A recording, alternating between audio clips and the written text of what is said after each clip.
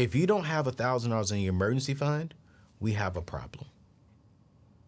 If you have to go to if you got to go to a payday loan processor place, get on these payday apps, we have a problem. If you got to pay for a shirt over 5 payments that cost you $20, we have a problem. If you got to go to the bank and ask the bank to give you a loan to pay your basic needs, we have a problem. But if you are one of the ones, the 4 people who have $1,000 plus, have their fully 3 to 6 months of expenses set aside, great, you are ahead of the game. But if you are not, you are behind the game. And I hate to say this, you're average. And I don't want none of us to be average. We should have at least $1,000 if we're eliminating debt inside of our emergency fund. If you are out of debt, we should have at least 3 to 6 months set aside in our savings account simply for emergencies, simply for investments down the road. And we're gonna get to that here soon, talking about investments inside of our savings account, boom. So, and we save for like really, I'll say like three main reasons. Number 1 is emergencies.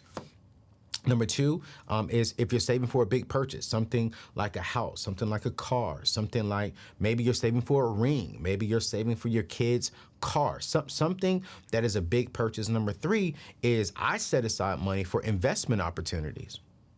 If I want to invest into, some rental properties, or if I want to invest into some land, I save for those 3 reasons: wealth building, big purchases, medium big purchases, and emergencies. And my emergency fund, you guys, I do not spend that for nothing.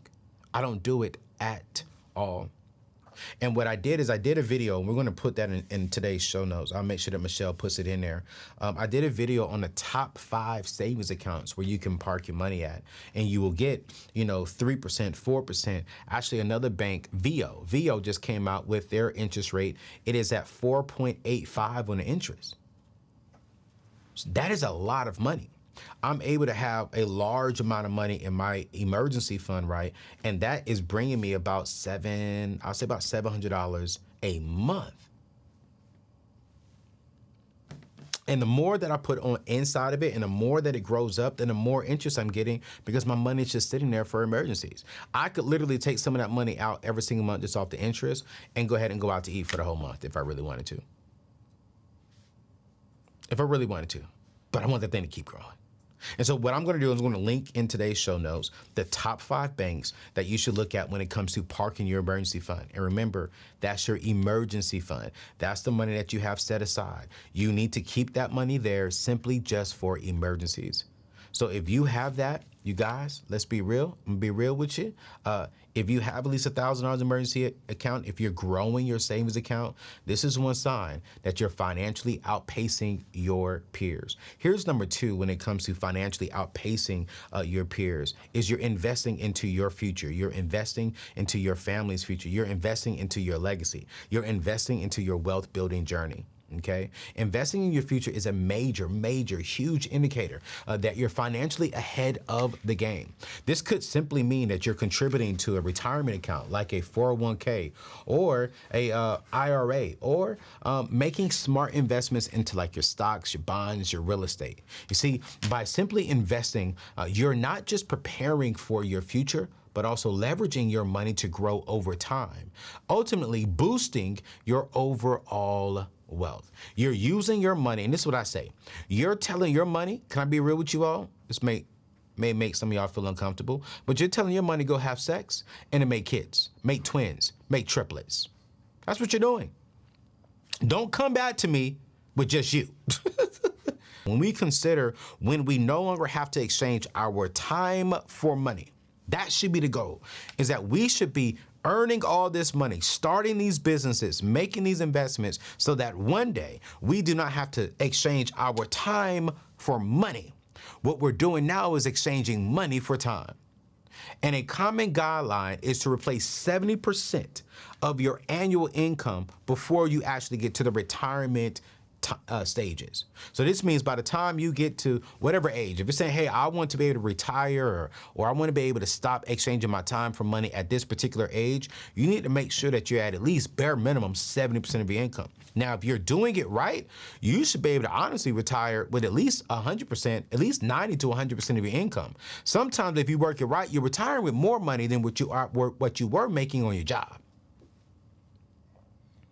And if you're on track to meet or surpass this guideline, you're doing a great job with planning for a comfortable future. Now, interestingly, even those fortunate workers who do have access, watch this, to retirement plans fall short of meeting the full amount the IRS allows them to contribute after 1 year, right? And this number really bothered me. Did you know that only 14% of workers actually contribute the maximum amount allowed when it comes to investing to a 401k? This was as of 2022. And that's according to Vanguard's How America Saves report. Listen, if you're not investing into your future, if you're not spending time to set up your future, you don't care about your life. You don't care about your family's life. Can I be real with you? If you're not saving for your future, you don't care about your kids' future. What do you mean, Anthony? What do you mean? My kids won't be impacted. No, they will be impacted. If you're not setting yourself up to be financially good now at 25, at 30, and you got kids or a kid, what's going to happen when you're 70, 80, 90 years old and you cannot do much? Who's going to be responsible for you? Your kids. You got the big house now. You got the nice cars now. You got the real nice things now, but you're not investing into your future? So now what's going to happen is you're going to put the burden of you not being wise when you were young and maximizing your youthfulness, and that burden now goes on your kids. Now your kids got to worry about their family and their mom and their dad. And I refuse to put myself and my family in that position, which is why now at 38, 39, about to be 40 next year, I'm thinking about my son and my daughter when I don't even have them yet. I'm thinking about my kids. I don't know who their mama is yet. Because I want to make sure that when I turn 70, when I turn 80, I could be a blessing to my kids. I'm not being a burden to my kids. Because when we really look at it, and I hate to say this, mom and daddy, let me take some water, because my parents, they might get upset with me. Hold on. Especially within the black culture, we tend to send our money up rather than down. Let me say it one more time. We tend to send our money back up to our parents. When we get our money, when we start getting real good, we tend to send all of our money up. We pay off our parents' home and buy them cars and pay off their debt and do this and do that. And if you're in a financial position to do that, great. But I refuse to take care of my parents first and not take care of my kids' future. I'm going to pay off my kids' college before I pay off my parents' home. I'm going to make sure that my kids are set up for wealth before I take care of my parents. Because their responsibility was to take care of themselves and then also take care of me. It was their responsibility. And they did a great job with taking care of me. But now that this younger generation is coming into money, sometimes we feel guilty and we want to sit here and say, let's do all this. And we did all this for our parents and we send our kids out there with nothing. No. So for me, I'm investing into my future. So this way, when I get to the point to where I do need help, my money can pay for the help. Now, my kids are still going to help me for sure, but it will not be a financial burden on my kids. It may take time. It may take some patience because I'm getting older. I get it. Right? But at least the money is there. At least I'm taking care of my responsibilities and my kids don't have to send me money. My kids won't have to pay for my medical expenses. My kids won't have to be stressed and say, you know what, who do we choose? Do we choose, our sons going to private school? Or do we choose to put my dad into a group home or into a home? No, you're going to hire a nurse to come to my house and I'm going to pay for it.